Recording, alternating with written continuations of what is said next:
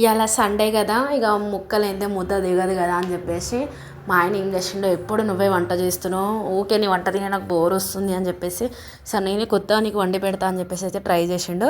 దానికోసం అయితే mutton curry చేసిండు. నా కోసం అయితే అర్ధ కిలో మటన్ అయితే కడిగి తీసుకోండు. అందులో ఉప్పు, కారం, అల్లం ఎల్లిగడ్డ, పసుపు అవన్నీ వేసి బాగా కలుపుకోండు. అలా కలుపుకున్న తర్వాత మరొక పక్క కుక్కర్ పెట్టుకొని అందులో కొద్దిగా ఆయిల్ వేసుకొని కొద్దిగా ఉల్లిపాయలు, కొన్ని టమాటాలు, కొంచెం బాదం, కాజు, కొన్ని నువ్వులు, కొంచెం కొత్తిమీర, కొంచెం పుదీనా అవన్నీ వేసుకొని ఆయిల్లో ఫ్రై చేసి పేస్ట్ అయితే చేసి పెట్టుకోండు.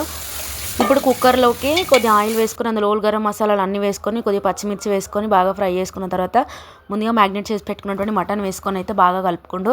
ఇట్లా కలుపుకొని ఒక 5 నిమిషాల పాటు అయితే మూత పెట్టుకున్న తర్వాత 2 విజిల్స్ పెట్టుకొని ముందుగా పేస్ట్ చేసి పెట్టుకున్నటువంటి టమాటా పేస్ట్ని అయితే అందులో వేసి మళ్ళీ 2-3 విజిల్స్ పెట్టుకొని ఫైనల్గా మటన్ ఉడికిన తర్వాత మసాలాలు వేసుకొని దింపుకోండు.